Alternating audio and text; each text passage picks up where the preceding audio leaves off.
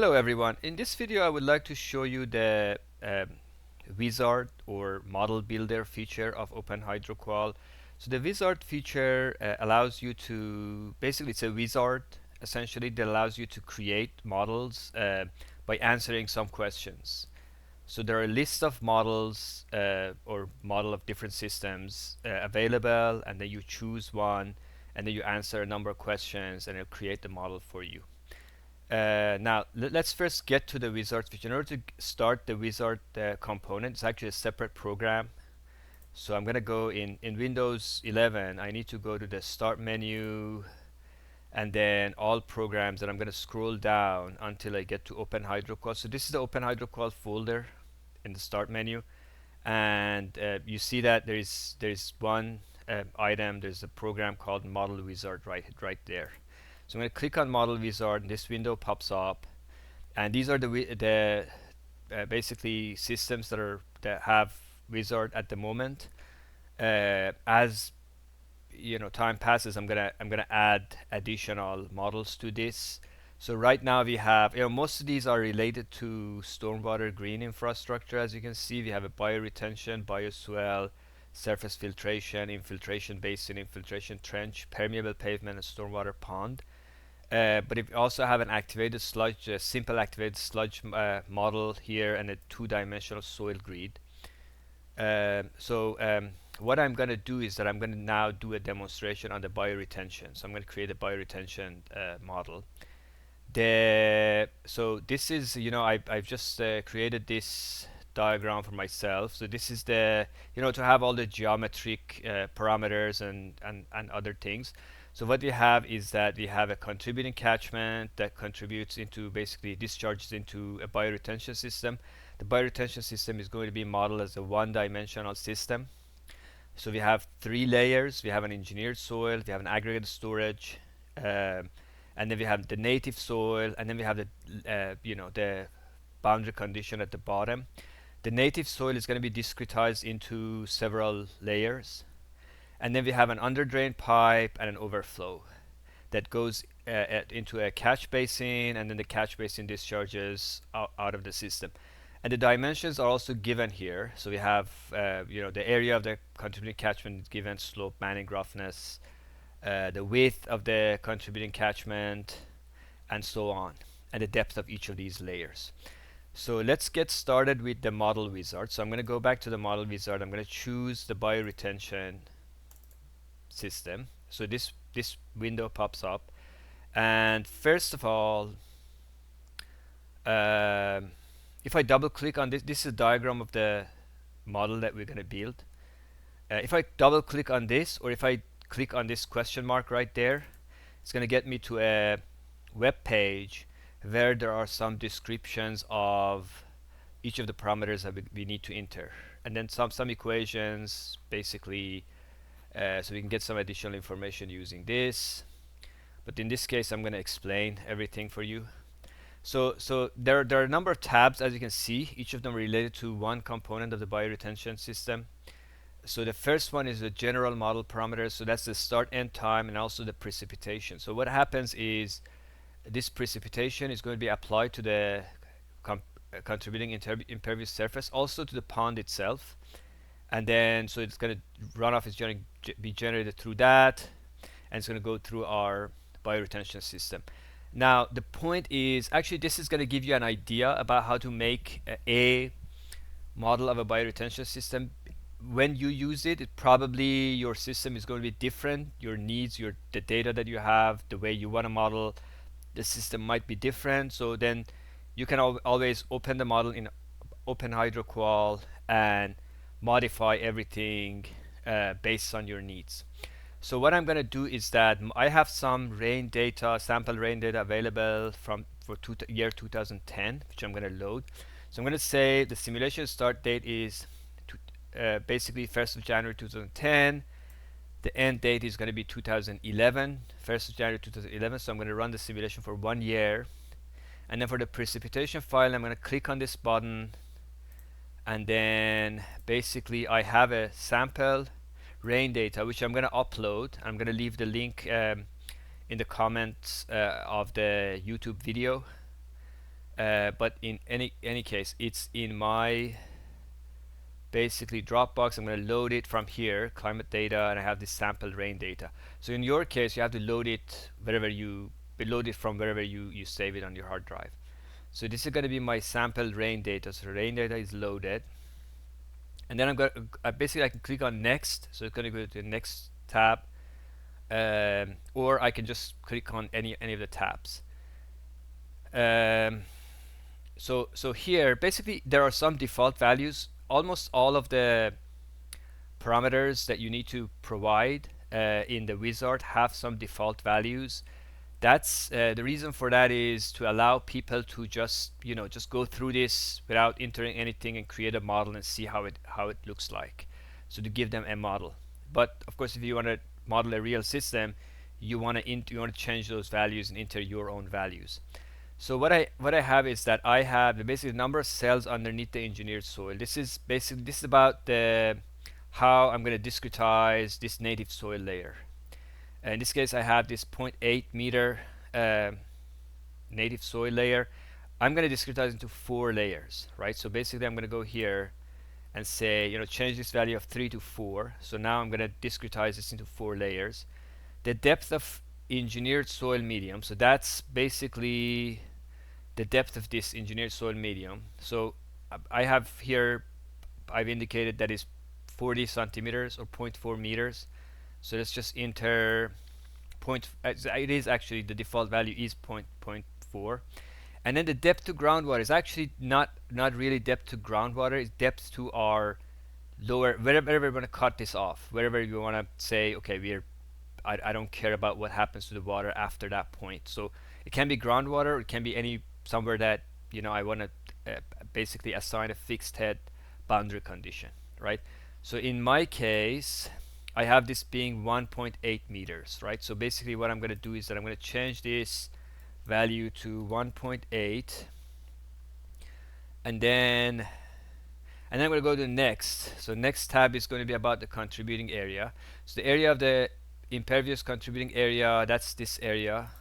I have it at 1000 square meters, so I'm going to leave the default value, which is 1000. The slope is 0.01, and that's the value that I have. The Manning roughness is 0.011, so I'm going to keep that one. And the catchment average width is 30, as it's indicated in my diagram. So I'm not gonna change any of those values. I'm going to leave them, and then I'm going to go to the next. So next, I have the pond. So what I have is the first parameter is surface area of the pond when the water depth is 0.1 meters. So for there is a storage depth relationship that is a power law for a pond feature in OpenHydroQual's. So that's the way the equation is like this. Storage is equal to a coefficient times water depth to the power beta to a power. So in this case, I'm going to keep the exponent being 2. And then what I have is the surface area of the pond. So basically, instead of providing alpha and beta, I provide beta and also the surface area of the pond when the water depth is 0.1 in this wizard. And then it basically, based on this, is going to calculate alpha. This is a simple formula to calculate alpha. So what I have is that I'm going to actually use this area that is given, 50 square meters, as my area when the water depth is 0.1. And basically what the basically model builder does is that it uses the same area for all these layers. So the surface area, the area that will be modeled for all these surface model, this component will be the same. Of course, you can go to OpenHydroQual and change those things as you like.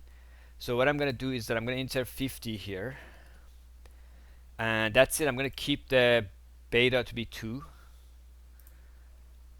Then I have the aggregate storage. So I have the depth of the aggregate storage layer. Let's see what we have. So the depth of the aggregate storage layer in my diagram is 0.6. So let me go back and change that to 0.6. So it's going to be 0.6. I'm going to leave the porosity to be 0.4, right? Or maybe I can change it. I can change it to 0.45.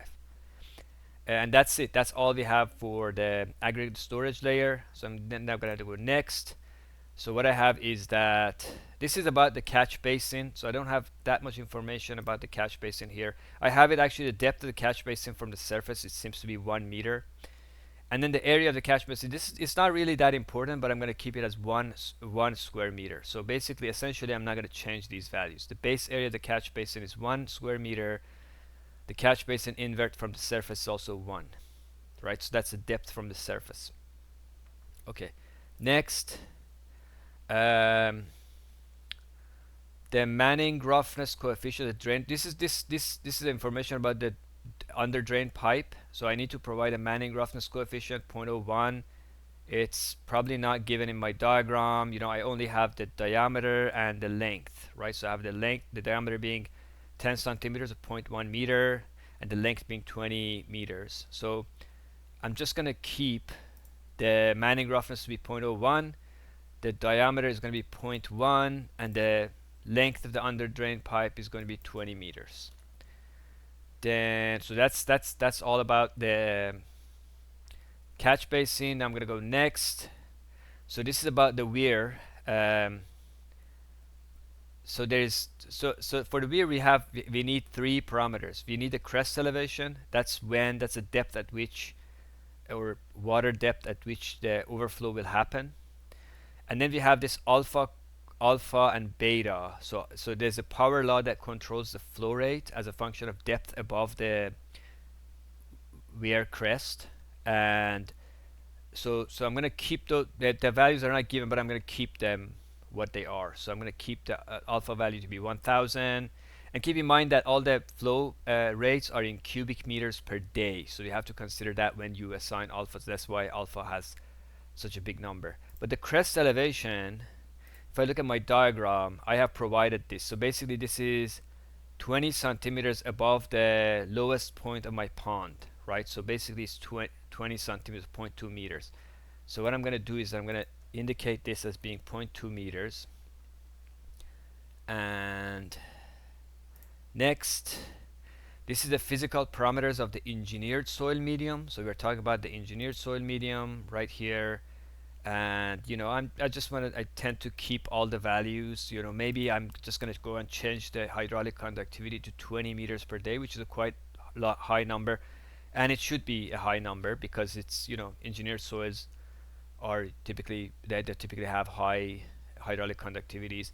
And then we have this Van Genekten parameters, alpha, N, residual moisture content, and saturated moisture content. And basically I'm just going to keep these numbers, but you can use any of these, you know, any databases, or I mean, if you have some information about your soil, you want to, or you use, basically you can also use the soil texture data to populate these, or basically find the values of these parameters. And then the next one is the physical parameters of native soil. So the only thing I'm going to do is to make the problem a little more interesting. I'm going to make the saturated hydraulic conductivity 0.05 meters per day, kind of a low number, because I want to cause hopefully some overflow. So this is 0.5. Other than that, I'm going to keep the default values for the soil water retention parameters. So I'm going to change this to 0.05, and that's it. And I basically provided all the parameters. So now this button changes to create model. That means our information is complete and we're ready to create the model. So I'm going to click on the create model. I'm just going to create it here. So I'm going to type, let's assign a name. Let's say bioretention wizard. Okay, I'm going to save it. So that's it. We have the model ready. Now let's basically, I need to open that file using OpenHydroQual. So I'm going to go back to my OpenHydroQual, and basically I'm going to open the file that I just created, which is in my document. I called it bioretention wizard right there. I'm going to open it, and here you go. We have the model. We have the impervious catchment. We have a pond, engineered soil, aggregate aggregate storage layer, the under drain pipe, the overflow pipe is actually modeled as a separate pipe going to the catch basin, and then we have the 4 layers of native soil, and this is our fixed head boundary condition at the bottom. So let's just run the model and get some results. So just gonna run it.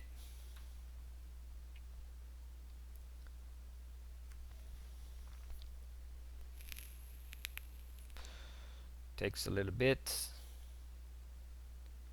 Okay, I think it's done. Okay, it's done, and now we can actually look at some results. So let's just, for example, look at how much flow goes to our pond. So this is the flow going to our pond, or our actually bioretention system. Let's see how much. Let's see the water depth in our aggregate storage over time. So let's look at the water depth. This is the water depth in our aggregate storage. We don't get much accumulation, so 20 centimeters max. And let's see if we have some under drain flow. So I can look at the flow here. This is the flow going to our catch basin. Probably we're not seeing any overflow during this year, so the overflow is 0, so no overflow happened. And let's see how much infiltration we got. Let's say how much, for example, I don't know, you may be interested in seeing how much recharge you got into the groundwater. So this is the flow rate into the groundwater. I can compare, for example, the water that basically flows into my aggregate storage with the flow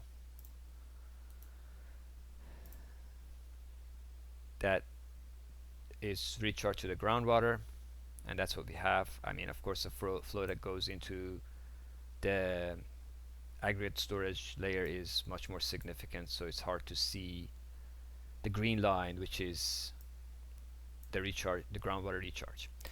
I'm gonna basically, look for my future videos. I'm gonna post some new videos on some of the other, wizards that we've developed, and in the future versions, I hope to expand on, wizards to include more wizards for more, a larger variety of processes. Thank you for watching, and have a great day.